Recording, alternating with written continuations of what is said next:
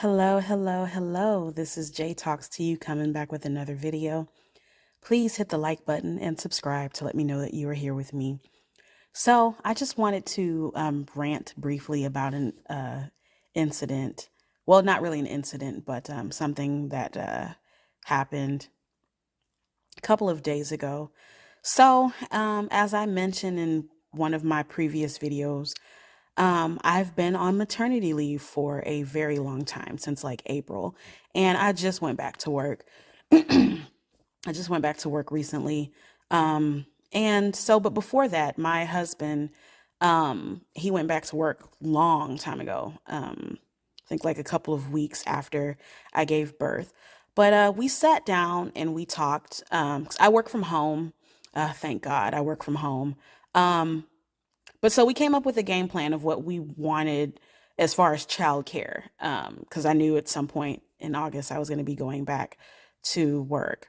So we came together and we decided, okay, we want someone to come in. We wanted a nanny, basically, and preferably somebody of older age, African descent, because both of us are very far away from our families, and so we just wanted someone that really reminded us of home, to kind of give our baby that feel of like having a grandparent, even though we're not related.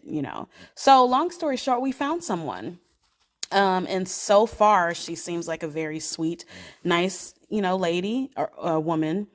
And yeah. So, but then a couple of days ago, so a little bit about my daughter. She is, well, at that time, she was 4 months old, almost 5 months.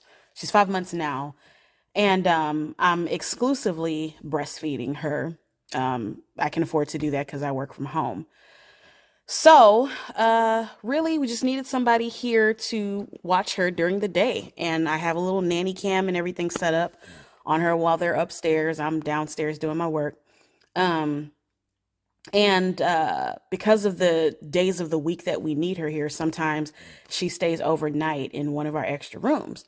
So one morning like that, I we also feel like it's courtesy, to offer her what we have in the house. If she's staying overnight, get up and make some breakfast in the morning. So my husband went to work, and I got up a little earlier before I started work to make some breakfast. And I just made some, oatmeal, toast, and all that other different kind of stuff, and brought it upstairs to her.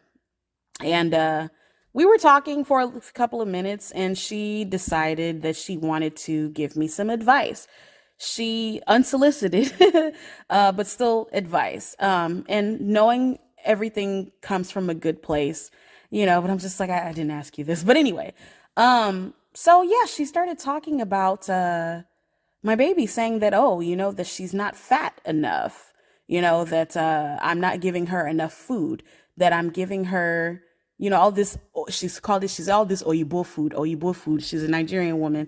She's like, this stuff is not, it's not, this milk is not enough. That I have 25 grandchildren, and, my grandchildren and my children, I fed all of them. By this age, they were already eating, fufu, pounded yam, eba, and all those things, and different, soups and all this other different kind of stuff. And initially, I thought she was just, being funny. But after she just kept going on and on and on, I was like, oh, okay, she's serious, you know. And she was saying that, as she was eating her oatmeal, um, that she noticed that my daughter was like kind of squirming, like she wanted to eat the food with her. So she was like, she almost gave her some of the oatmeal because she felt bad for her. She said she felt like she was starving. So in my mind, I was like, hey, so it's oatmeal that you are putting in your mouth. You want to now put that in my own daughter's mouth. Hmm? You did, Chris. But these are just my inner thoughts. I didn't say any of that to her. But I was just like, really, uh, mommy, that's what I call. I was like, mommy, thank you, but she's only 4 months, and granted, my husband and I already have a plan in place of how we want to transition her. We're fine with exclusively breastfeeding her right now, because I feel like there are uh a plethora of benefits that come with that. I'm trying to make it up until she's like at least a year old. But starting from like 6 months, we have a plan of how we want to transition her to, baby food. So, but certainly pounded yam, fufu, and ebon, all that stuff, that's not going to be a part of her diet for the time being. And I'm surprised. I'm like that you think that that is what she needs. Can also, I know it's swallow that you're talking about, but I'm like, when you're talking about meat and soup and oatmeal and all that stuff, she doesn't have teeth. She does not have teeth. That's why I thought that she was joking, but she really wasn't. So, yeah. So that's just kind of how I just kind of had to remind her, that my husband and I have already discussed this, and so we're gonna plan accordingly how we want that to be. Um, and why am I mentioning all of this? I'm saying all of this because, um, like I said, my husband and I had a preference in the type of nanny that we wanted to care for our daughter. However, and we knew, being that we wanted somebody of African descent, we knew the pros and cons that come with that. I don't think that we really considered to the extent that overbearing nature of uh, of elderly people kick in, because like I said, they give advice, unsolicited advice that comes from a good place, but it's very hard to remind someone of that age and, cultural background that, hey, in reality, you're actually here working a job that we are paying you for. We have a plan as parents of how we want to raise our child, because it's not just the food thing, right? There's been other things. And so for now, we're just kind of considering this as like a trial period.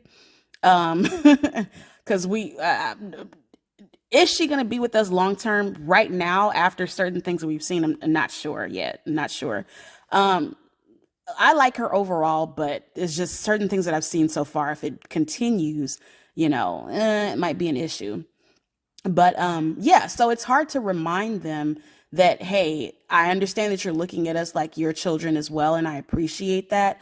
But the reality is that we are paying you. This is a job, and we're paying you to execute things that we want. At the end of the day, this is still our child, and this is how we want, certain things done.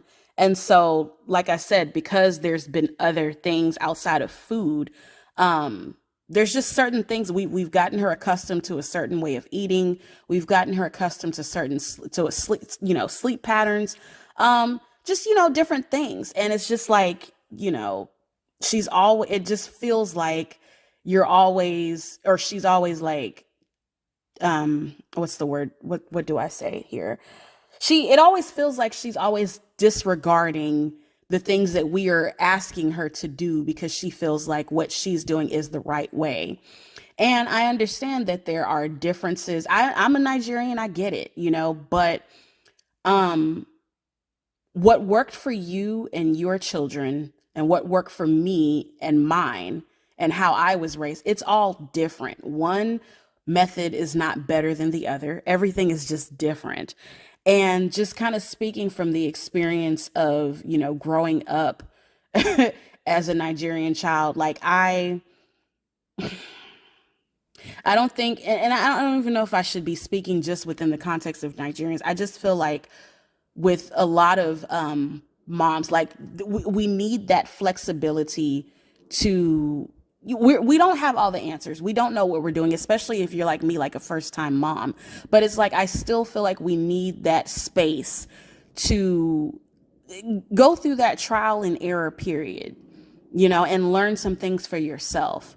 I was having a talk with my mom about this the other day, and she, for the most part, is very understanding, a lot more than I thought that she would be, but I tell her all the time, I'm like, when you were raising us, you didn't have someone. I'm sure there were times that you wish you did, but you didn't have another elderly person like tapping you on the shoulder saying, no, that's not the way to do this. You didn't have that. You had the liberty to raise all of your kids, raise all of us in the way that you deemed fit.